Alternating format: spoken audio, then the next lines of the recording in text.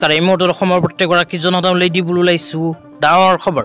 তো যিসকল মানুহে ভিডিঅ'টোত ক্লিক কৰিছে অনুগ্ৰহ কৰি ভিডিঅ'টো স্কিপ নকৰি প্ৰথমৰ পৰা শেষলৈ চাই থাকিব, কিয়নো এইটো ভিডিঅ'ৰ মাজত চৰকাৰী ঘৰৰ পৰা আৰম্ভ কৰি SHG গোটৰ মহিলাসকলক কেইখনমান গুৰুত্বপূৰ্ণ খবৰ প্ৰদান কৰিম।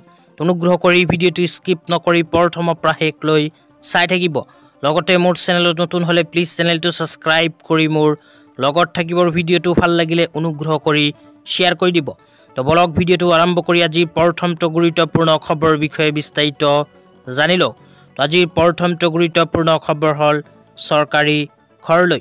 তো আপোনালোকে মোবাইল স্ক্ৰীনত চাব পাৰিছে ৰঞ্জিত কুমাৰ দাস ডাঙৰীয়াই চৰকাৰী ঘৰলৈ কেইদিনমান আগত এনেকৈ এখন আপডেট প্ৰদান কৰিছে। তো ইয়াতে কি লিখা আছে বিতংভাৱে পঢ়ি শুনাই দিছোঁ, অনুগ্ৰহ কৰি চাই থাকিব। তো ইয়াতে লিখা আছে অসমলৈ পুনৰ নতুনকৈ 3,88,000টা প্ৰধানমন্ত্ৰী আৱাস যোজনা গ্ৰামীণৰ ঘৰৰ অনুমোদন পত্ৰ প্ৰদান। তো যিসকল মানুহে এতিয়ালৈকে চৰকাৰী ঘৰ পোৱা নাই সেইসকলৰ বাবে আহি গ'ল ভাল খবৰ। তো আপোনালোকৰ নাম যদি চৰকাৰী ঘৰৰ নতুন লিষ্টত অন্তৰ্ভুক্ত হৈ আছে কিন্তু এতিয়ালৈকে চৰকাৰী ঘৰৰ প্ৰথম কিস্তি টকা পোৱা নাই তেন্তে আপোনাৰ বাবে ভাল খবৰ। ভাৰত চৰকাৰে আকৌ নতুনকৈ 3,88,000 চৰকাৰী ঘৰৰ আবণ্টন প্ৰদান কৰিছে অসম চৰকাৰক।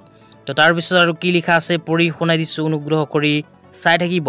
তাৰপিছত লিখা আছে মাননীয় কেন্দ্ৰীয় গ্ৰামোন্নয়ন মন্ত্ৰী শ্ৰীযুত শিৱৰাজ সিং চৌহান ডাঙৰীয়াই আজি মাননীয় মুখ্যমন্ত্ৰী ডক্টৰ হিমন্ত বিশ্ব শৰ্মা ডাঙৰীয়াৰ আহ্বান মৰ্মে অসমত নতুনকৈ 3,88,000টা প্ৰধানমন্ত্ৰী আৱাস যোজনা গ্ৰামীণৰ ঘৰ প্ৰদান কৰি অনুমোদন পত্ৰ মুখ্যমন্ত্ৰী ডাঙৰীয়াৰ হাতত প্ৰদান কৰে। যোৱা কেইমাহমান পূৰ্বে আমি কেন্দ্ৰীয় চৰকাৰৰ পৰা 1,71,593টা ঘৰ পাইছিলোঁ। অৰ্থাৎ যোৱা কেইমাহৰ ভিতৰত আমি অসমে মুঠ 5,59,593টা নতুন ঘৰৰ আবণ্টন পাইছোঁ আৰু পৰৱৰ্তী বিত্তীয় বৰ্ষত পুনৰ 3,88,000টা ঘৰ আবণ্টন দিব বুলি আজি মাননীয় কেন্দ্ৰীয় মন্ত্ৰী ডাঙৰীয়াই ঘোষণা কৰে। তো ইয়াতে কোৱা অনুযায়ী যিসকল মানুহৰ নাম চৰকাৰী ঘৰত অন্তৰ্ভুক্ত হৈ আছে কিন্তু এতিয়ালৈকে চৰকাৰী ঘৰৰ টকা পোৱা নাই সেইসকল মানুহৰ বাবে আহি গ'ল ভাল খবৰ। তো ভাৰত চৰকাৰে আকৌ নতুনকৈ 3,88,000টা চৰকাৰী ঘৰৰ আবণ্টন প্ৰদান কৰিছে অসম চৰকাৰক। তো আপোনালোকে যদি এতিয়ালৈকে চৰকাৰী ঘৰৰ টকা পোৱা নাই তেন্তে অতি শীঘ্ৰে আপোনাৰ বেংক একাউণ্টত সোমাই যাব চৰকাৰী ঘৰৰ প্ৰথম কিস্তিৰ টকা। লগতে যিসকল মানুহে এতিয়ালৈকে চৰকাৰী ঘৰ আবেদন কৰিব পৰা নাই সেইসকল মানুহে ভিডিঅ'টো চাই আছে যদি এইটো ভিডিঅ'ৰ কমেণ্ট বক্সত কমেণ্ট কৰি জনাই দিব, তেন্তে ইয়াৰ নেক্সট ভিডিঅ' চৰকাৰী ঘৰৰ বাবে কেনেকৈ নতুনকৈ আবেদন কৰিব সেই বিষয়ত বিতংভাৱে জনাই দিম। তেতিয়া আপোনালোকক দিবলৈ ওলাইছোঁ আজিৰ দ্বিতীয়টো খুবেই গুৰুত্বপূৰ্ণ খবৰ।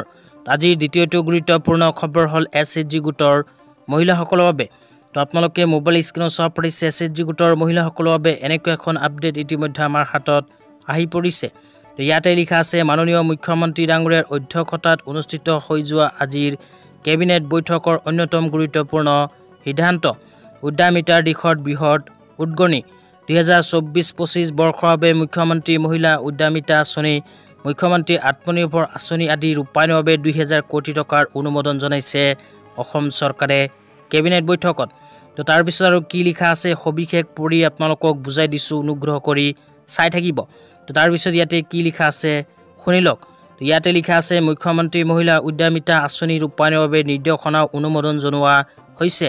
প্ৰাৰম্ভিক মূলধন আনুষ্ঠানিক বিতৰণ এপ্ৰিল 2025ৰ পৰা আৰম্ভ হ'ব।